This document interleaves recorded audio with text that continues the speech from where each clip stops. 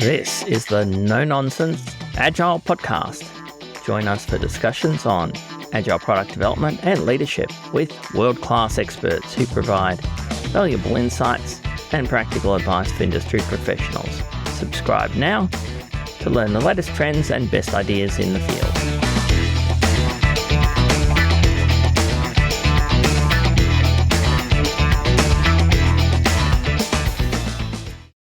In this episode, we talked to William Malek about the RenDanHeYi operating model. RenDanHeYi, a Chinese appliance giant, transitioned from a failing state-owned enterprise to a highly profitable, publicly owned organisation with over 5,700 microenterprises and $50 billion in revenue. We explain how RenDanHeYi uses an internal marketplace to allow microenterprises to trade goods and services with each other based on a value-added mechanism and smart contracts. An approach based on the philosophy of RenDanHeYi, where managers release control and support teams to achieve their potential to create valuable solutions within an open environment. William makes a compelling case for the benefits of a decentralized, agile organizational model in driving high innovation and performance. Welcome to the No Nonsense Agile Podcast. I'm Shane Gibson. And I'm Murray Robinson. And I'm William Malek. So thanks for coming on today, William. We want to talk to you about the RenDanHeYi operating model, but why don't we get you to introduce yourself to the audience first? Okay. I was an engineer by trade, a mechanical, electrical engineer. For about 15 years, I sat in the energy industry. And I went back to school, got a master's degree, focusing on how technology would impact businesses. I ended up training companies on project management, from strategy, how you set projects, all the way down. And I got a call from Stanford University about advanced project management.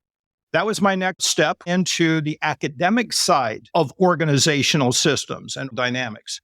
I had a research budget. We had programs going twice a year on campus. We had online courses and clients calling us in all the time. Really opened my eyes up to the root causes of issues with respect to performance in organizations. I wrote a book with Harvard Business School called Executing Your Strategy. Went to Thailand to do a book tour 16 years ago and went back into training and consulting full time. How did you get involved with RenDanHeYi?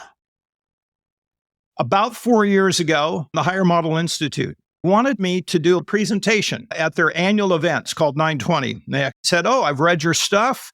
Would you be interested in telling us what our organization looked like from an outsider's perspective? It took me a good 7 weeks of questions back and forth. As I went through one layer, I said, okay, how are you doing this? And they would give me a response and I would go, wow, that's unusual. I've never heard that before. And so bottom line is I had an existential crisis. What I was teaching was obsolete, irrelevant. I realized this is so radically different. I formed a partnership based on that called the RenDanHeYi Southeast Asia Research Center to help promote, consult, train, and support the concept of decentralized autonomous enterprises, which is the fundamental DNA of RenDanHeYi. That moved me quickly into a client that said, we love this and we want to do what you're talking about. And this is a very top-down patriarchal organization. That was a 9-month project, and it was absolutely amazing to be in the middle of the conversations as to how people would react to the concepts that RenDanHeYi had.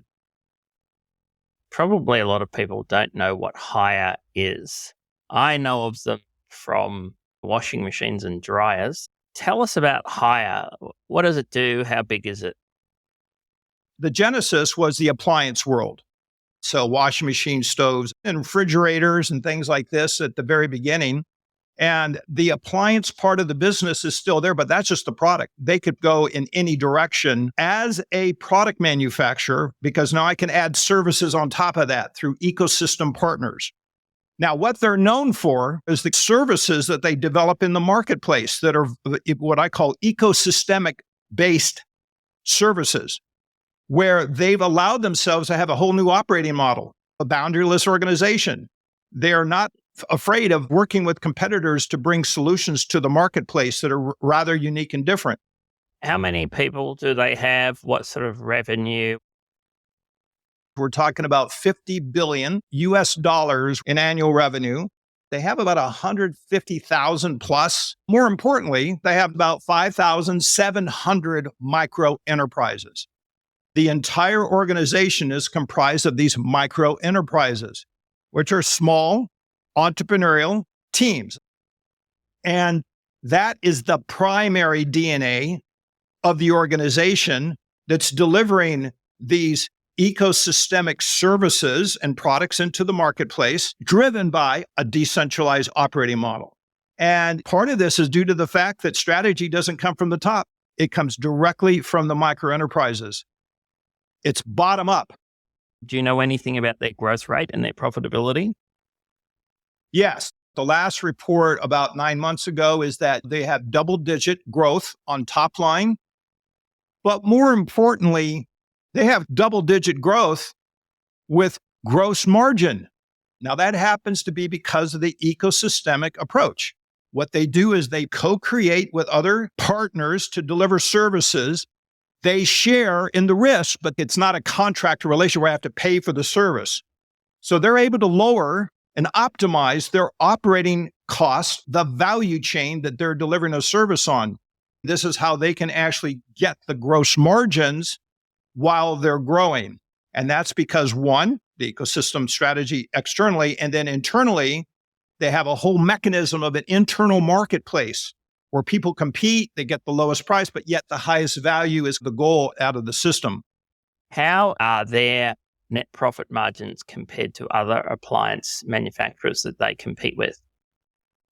I don't know the answer to that directly, but it's going to be substantially higher. I just haven't seen any company that's operating at this level of financial performance. I asked John Min, are you afraid of competition? And he said, no, we're going to out-experiment the market. We are going to run so many innovation projects that we will stumble upon the right stuff because we have so much experimentation going on. And they're not just Chinese anymore. They bought GE Appliance for $4 billion in cash 4 or 5 years ago. They just bought Carrier Corporation. These are just very natural extensions of their ecosystemic strategy. Okay, so HEYi is a Chinese company operating in communist China.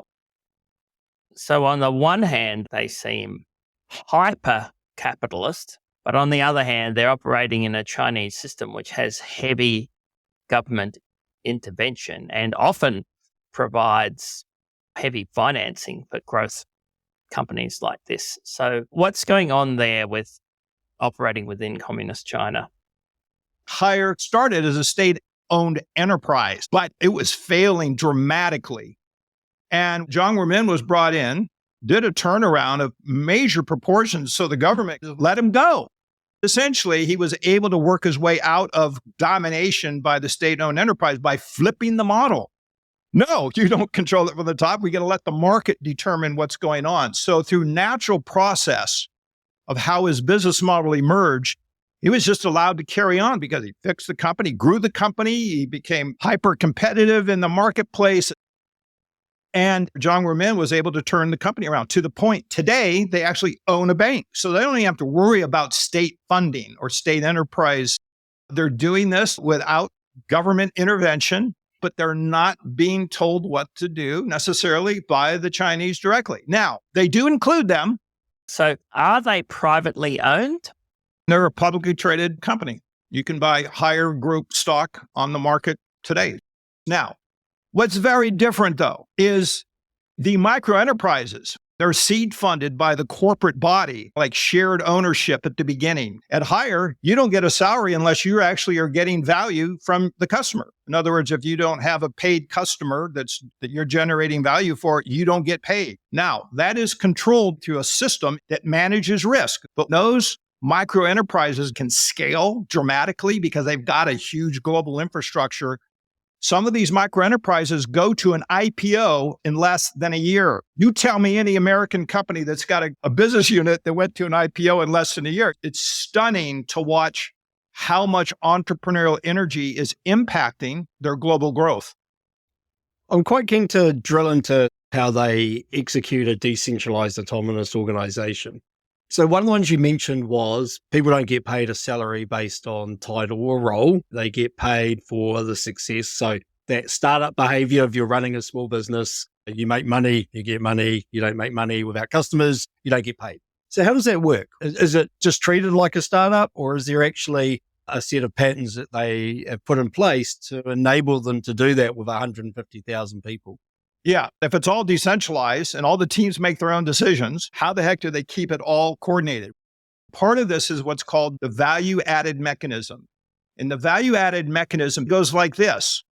The value chain from supplier to delivery of product or service into the marketplace is actually designed from the beginning. Production, manufacturing, supply chain, procurement line up and they say, I'm willing to do my work in the value chain at this rate. And what they're able to do is agreed profit level. When we sell one washing machine, what's the distribution of profit across the value chain?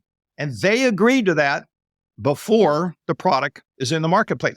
So that value-added mechanism is the glue that keeps the whole value chain coordinated and orchestrated, but it also keeps them together to work out each other's issues when they do come up, because sometimes problems cascade all the way through the system. And you got to come together as a group and figure that out. And so they've actually got another part of their system that's emerged over the years called the EMC, the Ecosystem Micro Community. Think of this as the internal coordination of the networks.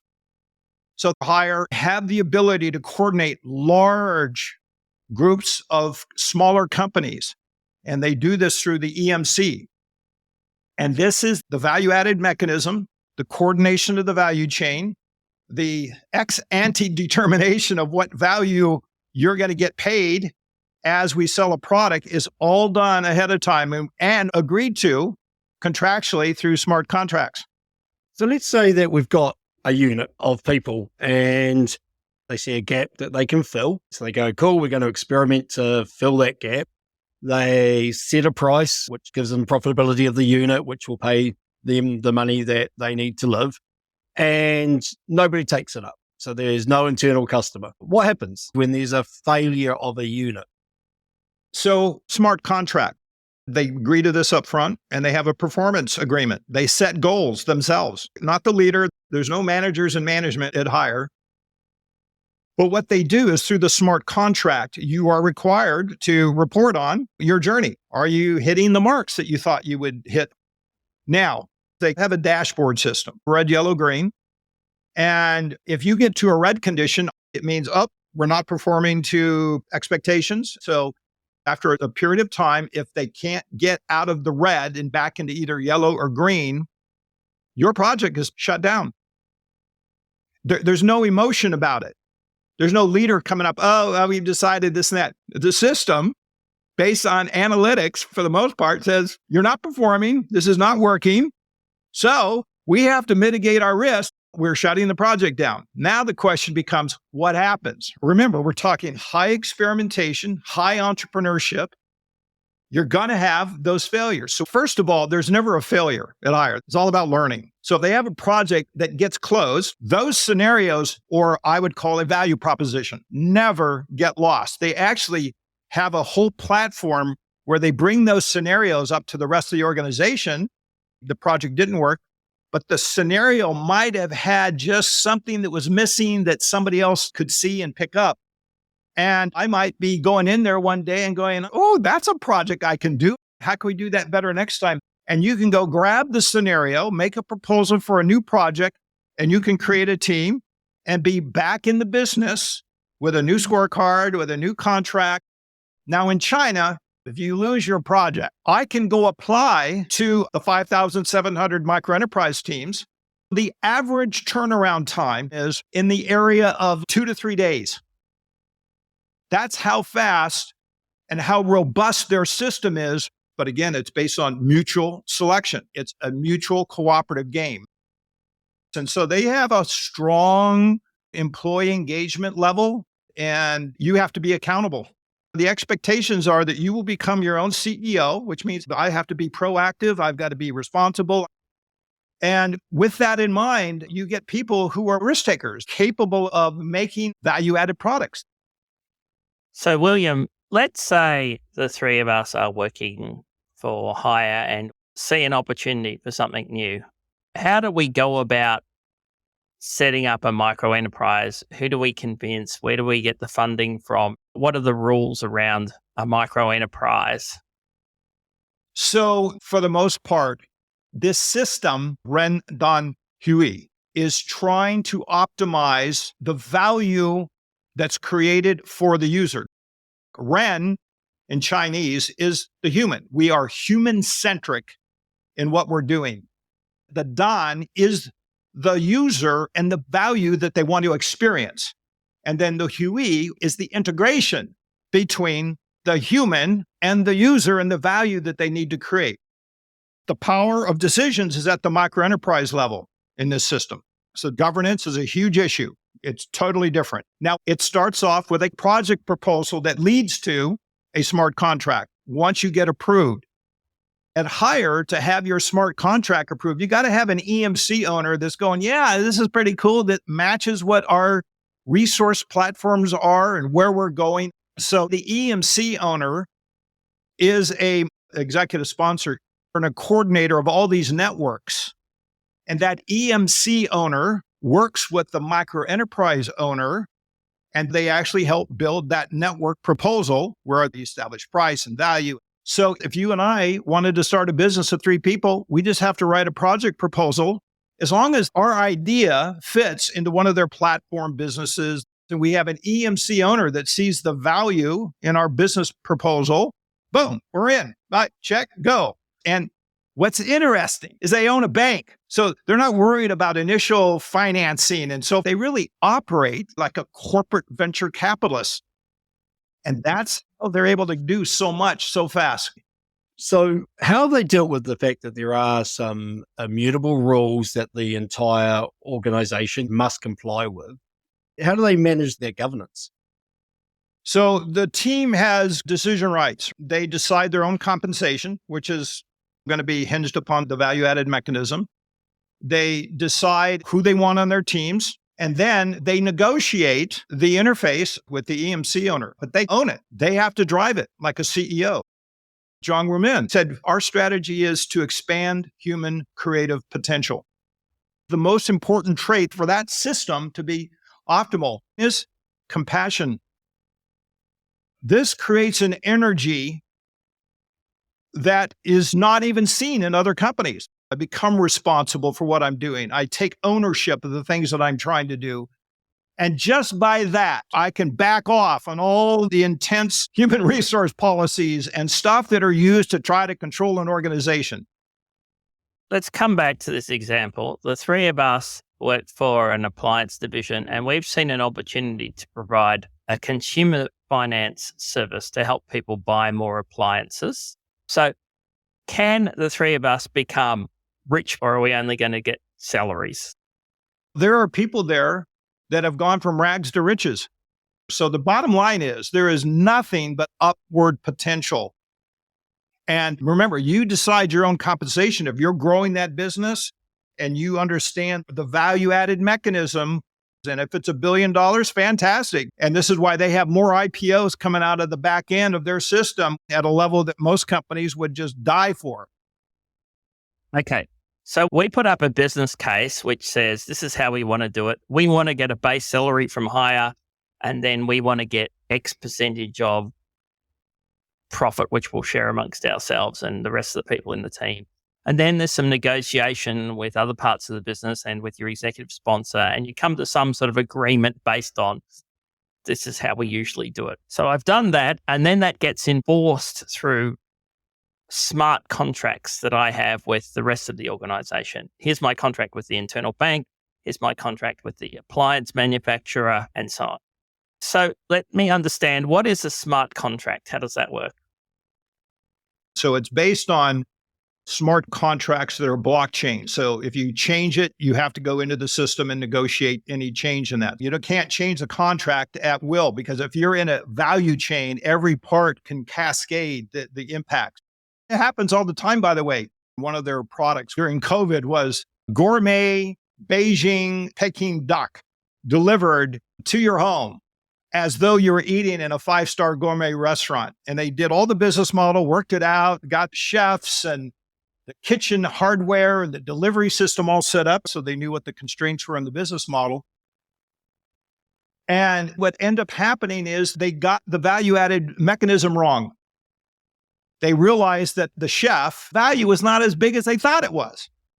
So they went back to that individual actor in the deal and said, you know what? Customers are not buying Peking duck at X yuan. We got to go lower. Would you be willing to take a cut? Because we have to get our price in line with what the market demand is. And he said, yeah, if I have to give up a little bit of my share to get more, then I'll do that. And then that was an agreement that instigated a change in the value-added mechanism. And the smart contract was modified so that the project could continue. So the smart contract is what keeps everybody true to what is trying to be accomplished. And these smart contracts, are they centrally maintained and reviewed and checked somewhere within HeYi? Yes.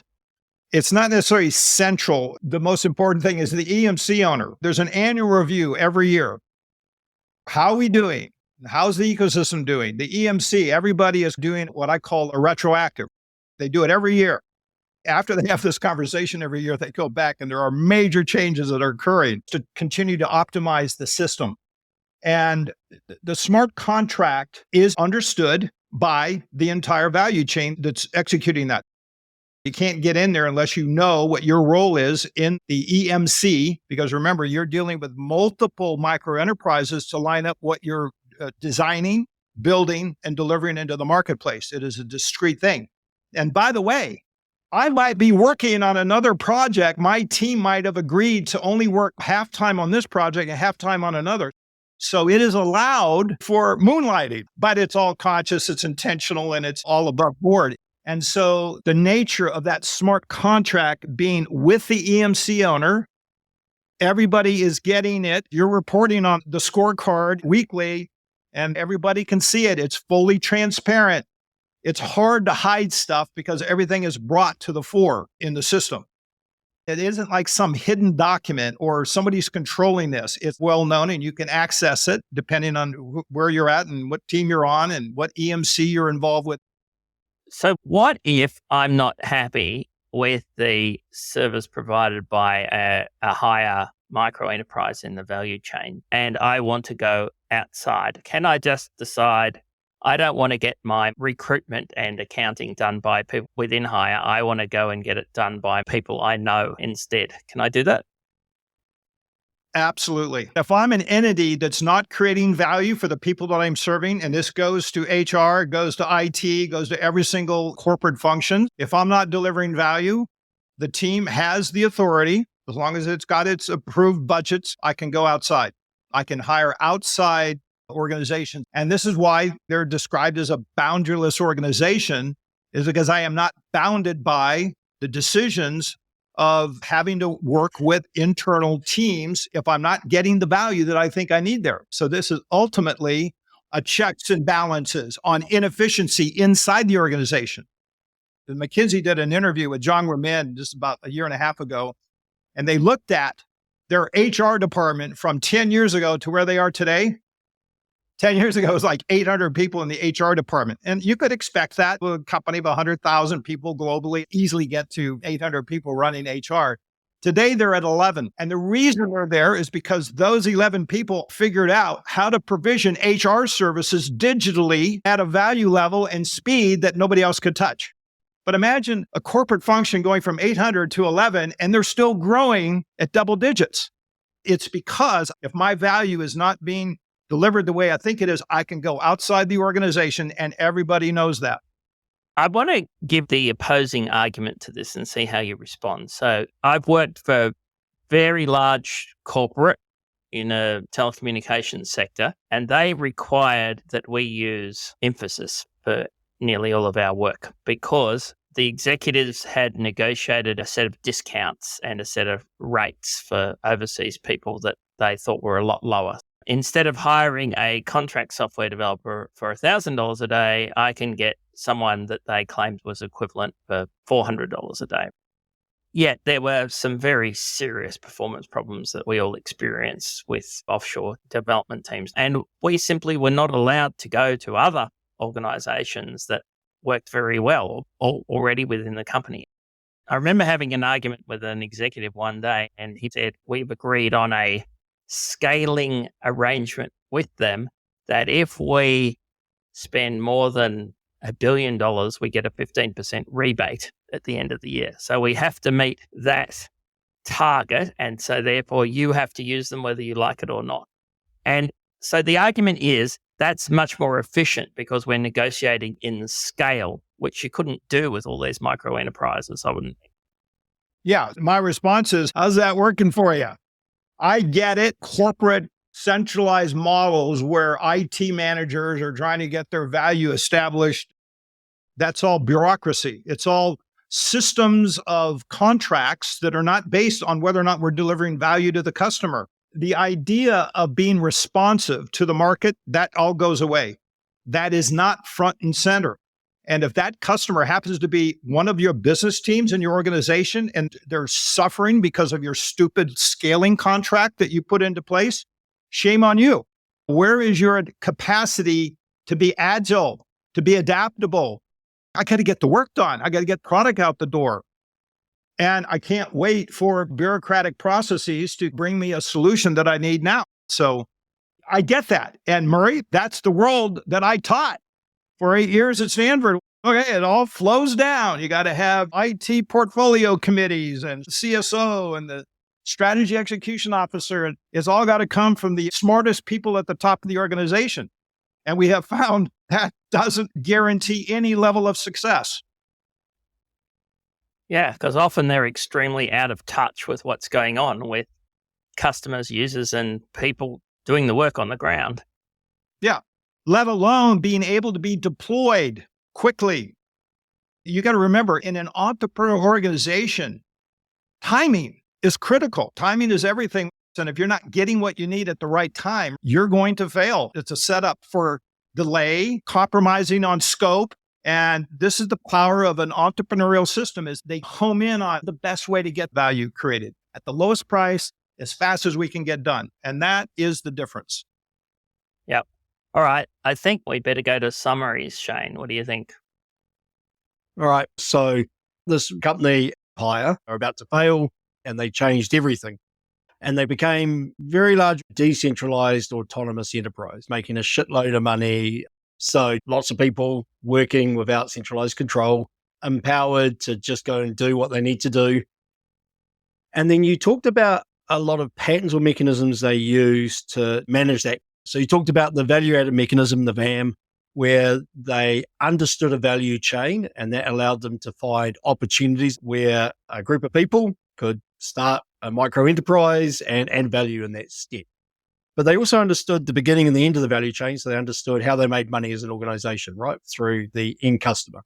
You talked about the ecosystem management community, the EMC, which seemed to come later as they scaled and became a decentralized controlling force.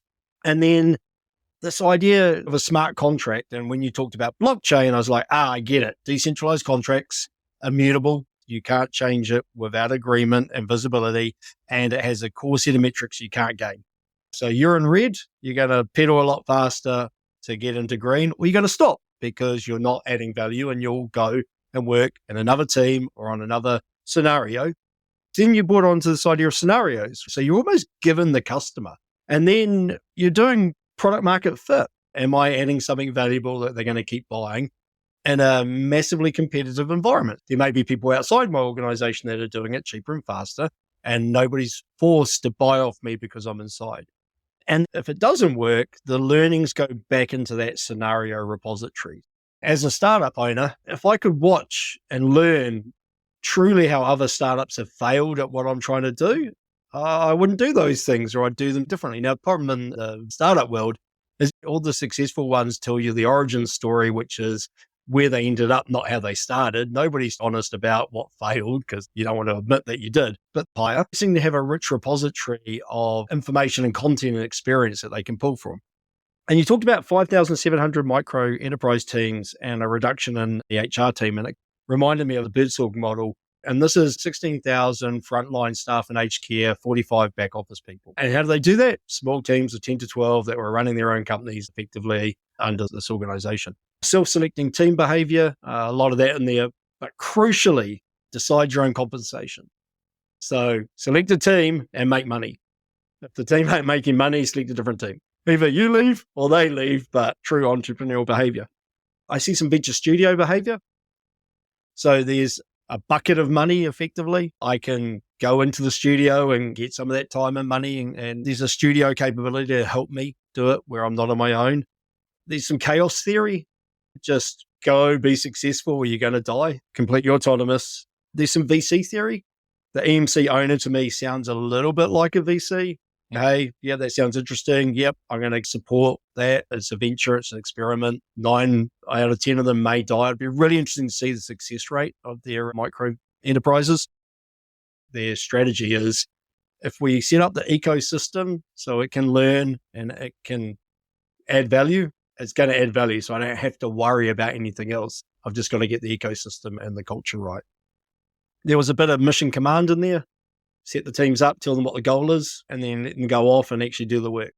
And then this idea of decentralized smart contracts. The contracts follow the ecosystem. It behaves the same way you want the company to behave. So there's no centralized one team signing off the contracts, which as soon as you do that, you get a hierarchy. So that decentralized smart contracts reinforces that autonomous behavior.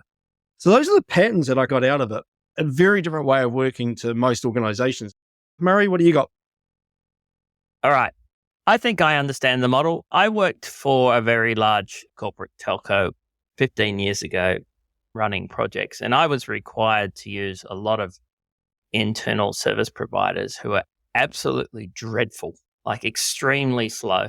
12 weeks to get a firewall rule change, and that cost $80,000 in effort.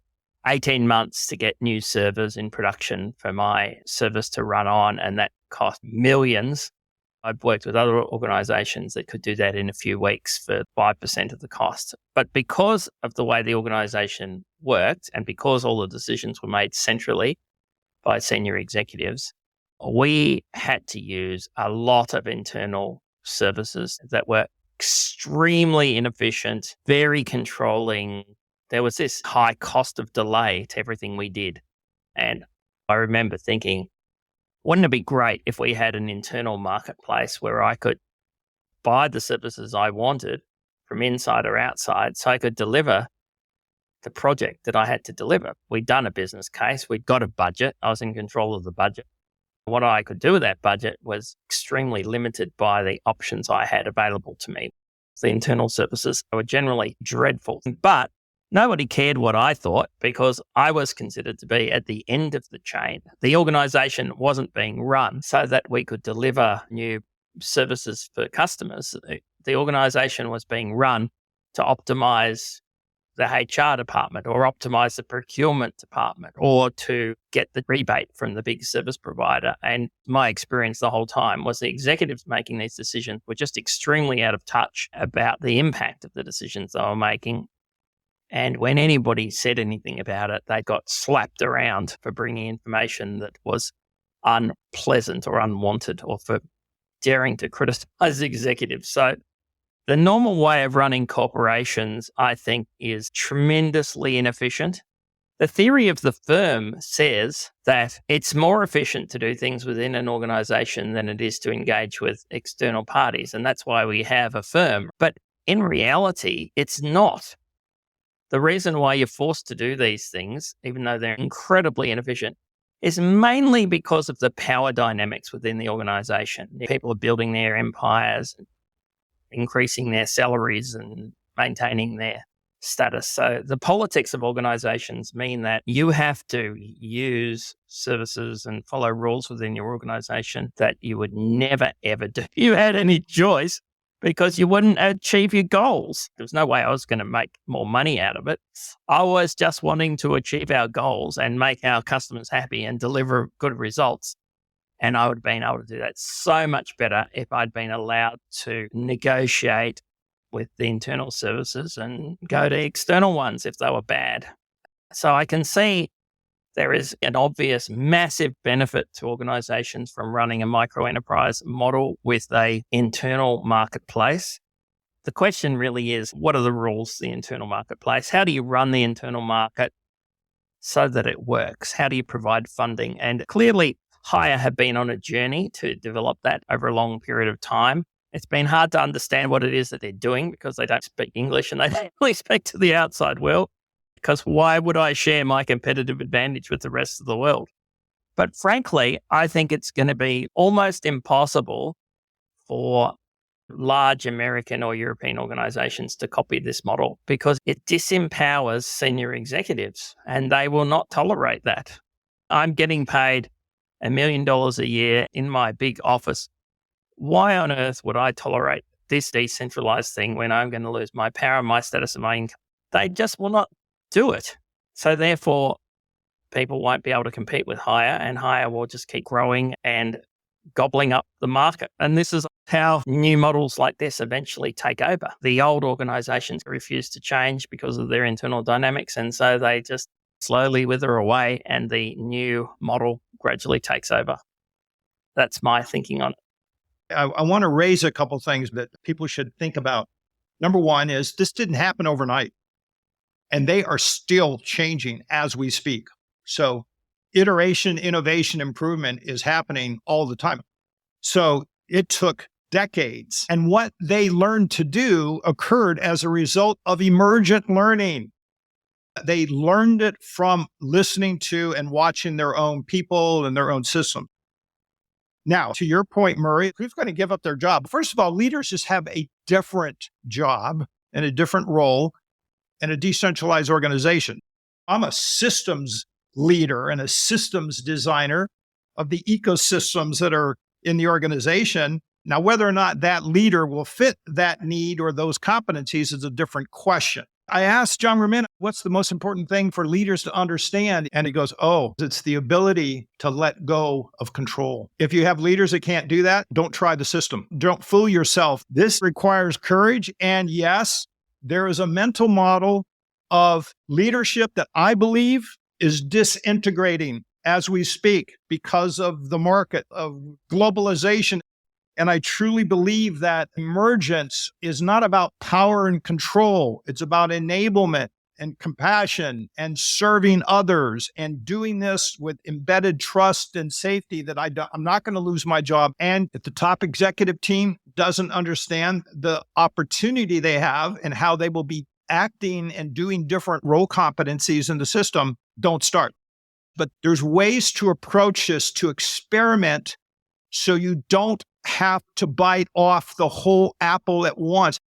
When HeYi bought GE Appliance was given the option as to what they want to do. They want to continue the current business model or adapt and adopt the principles of HeYi because GE Appliance is not in China. They contemplated this and they've adapted it, and now they're starting to really see the entrepreneurial growth. And this is a 100-year-old company, and they've been flatlined for a decade or so, and all of a sudden now they're seeing the growth, but they're adapting it. They're not deciding their own compensation. They decided that labor unions would never, ever tolerate that.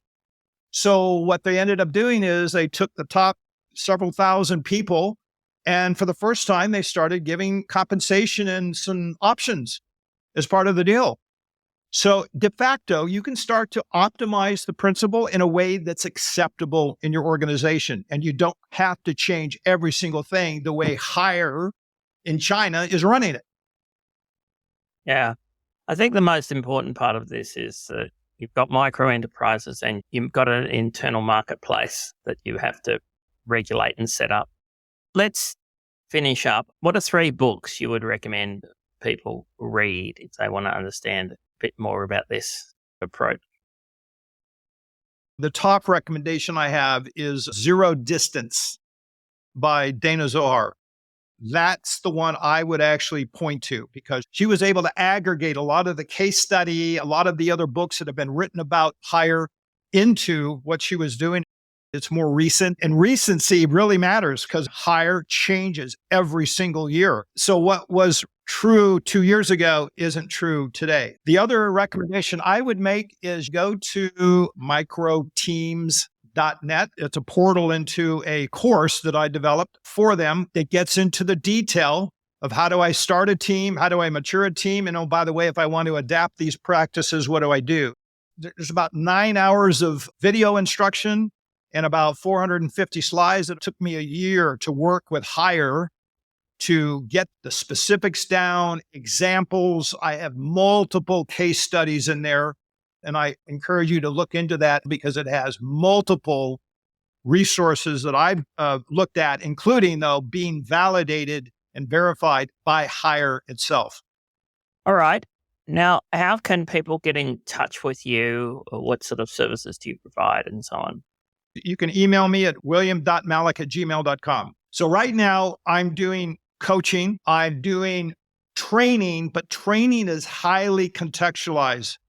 And for the most part, I do virtual facilitation. My passion is to help companies understand the transformation journey that they need to think about in order to go through this process of emergence and really recognize the power of the principles of RenDanHeYi.